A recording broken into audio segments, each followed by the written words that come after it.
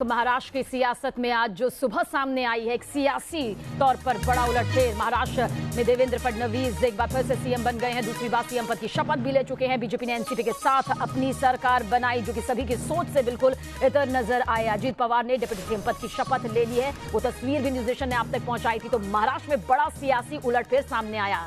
देवेंद्र फडणवीस एक बार फिर से महाराष्ट्र के मुख्यमंत्री बन चुके हैं। शिवसेना के लिए कहा जा सकता है कि आज की सुबह एक तगड़े वाली, एक जोर का झटका जोर से यहां पर शिवसेना को लगा है, क्योंकि लगातार संजय राउत कह रहे थे शिवसेना की तरफ से कि सरकार तो शिवसेना की ही बनेगी, यानी कि मुख्यमंत्री जो होगा वो शिवसेना की तरफ से ही होगा। उद्धव ठाकरे लगातार सबसे आगे इसी नाम पर मुहर उनकी तरफ से लगाई जा रही थी, लेकिन आखिरकार आज की सुबह महाराष्ट्र में देवेंद्र फडणवीस के लिए बड़ी सुबह बनी, बीजेपी के लिए बड़ी सुबह बनी। बीजेपी ने एनसीपी के साथ मिलकर ये सरकार बनाई है। हालांकि एक घंटे पहले जो संजय राउत ने ट्वीट किया था, उसमें उन्होंने लिखा, जिस पर ये जग हंसा है उसी ने इतिहास रचा है।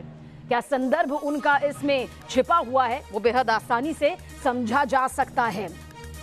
कल भी उन्होंने लिखा था कि कभी कभी कुछ रिश्तों से बाहर आ जाना ही अच्छा होता है, अहंकार के लिए नहीं बल्कि स्वाभिमान के लिए। ये भी उनकी तरफ से ट्वीट किया गया था और एक घंटे पहले ही ये ट्वीट सामने आया, जिस पर ये जग हंसा है उसी ने इतिहास रचा है। लेकिन इस वक्त की बड़ी खबर जिस पर लगातार नजरमारी बनी हुई है, अजीत पवार ने डिप्टी सीएम पद की शपथ ले ली है और महाराष्ट्र में दूसरी बार मुख्यमंत्री के तौर पर देवेंद्र फडणवीस फिर से काबिज हो चुके हैं। यानी कि बीजेपी जो अब तक बेहद खामोश नजर आ रही थी, बस यही कह रही थी कि तीनों पार्टियों का जो मेल यहां पर दिखाई दे रहा है वो बेमेल है, लेकिन आखिरकार सरकार एनसीपी के साथ यहां पर बीजेपी की बन चुकी है।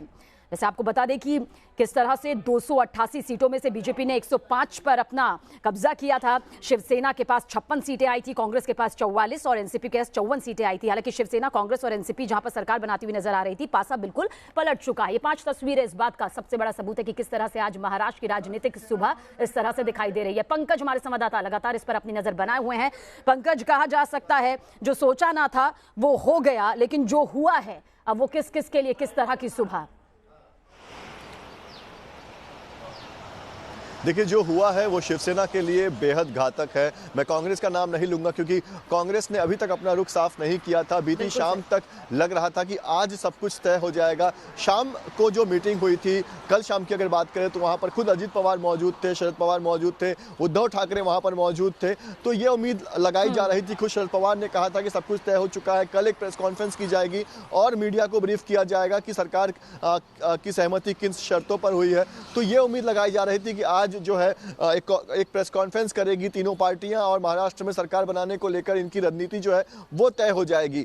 और ये उम्मीद की जा रही थी कि शायद आज ये तीनों पार्टियां जो है वो राज्यपाल के सामने सरकार बनाने को लेकर अपना दावा पेश करें। पर सवेरे से ही जिस तरह की खबर आ गई और जिस तरह से सवेरे सवेरे राज्यपाल के निवास पर जाकर देवेंद्र फडणवीस ने, अजीत पवार ने शपथ ग्रहण कर लिया, ये कहीं ना कहीं चौंकाने वाला फैसला है। और शिवसेना के वो नेता जो शायद अब तक सो ही रहे होंगे, उन्हें तो ये पता भी नहीं होगा कि इस तरह से वो मंत्री बनने की सपने देख रहे होंगे कि अब वो भी मंत्री बन सकते हैं। ऐसे तमाम नेताओं के लिए एक बड़ा झटका है। लेकिन पंकज, यहाँ पर आपसे जरूर जानना चाहेंगे, करीब एक घंटे पहले संजय राउत ने ट्वीट किया, जिस पर ये जग हंसा है उसी ने इतिहास रचा है। तो ये किस संदर्भ में था? ये अपने संदर्भ में था? क्या वो जान गए थे कि ये तस्वीर यहाँ पर आने वाली है, या अब तक इस बात से बेखबर होंगे?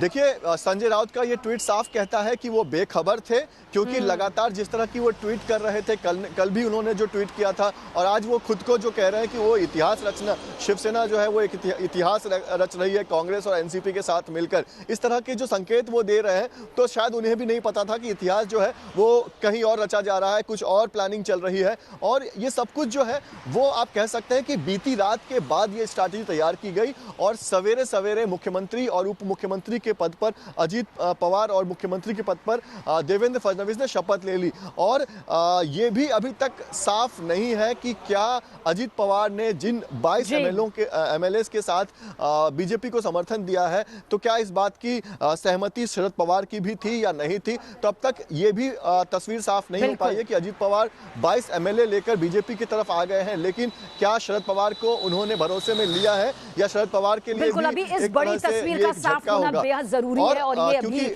दोपहर डलते हुए तस्वीर साफ भी हो जाएगी कि आखिर शरद पवार की इसमें पूरी तरह से हामी रही है, पूरा समर्थन रहा है, या फिर कुछ अंदर खेमे जो है एनसीपी में भी एक बड़े भूचाल के तहत ये तस्वीर यहां पर बनती हुई नजर आई है। लेकिन महाराष्ट्र के नए सीएम देवेंद्र फडणवीस और उप मुख्यमंत्री अजीत पवार ने क्या कुछ कहा, शपथ लेने के बाद वो आपको दिखाते हैं, सुनाते हैं।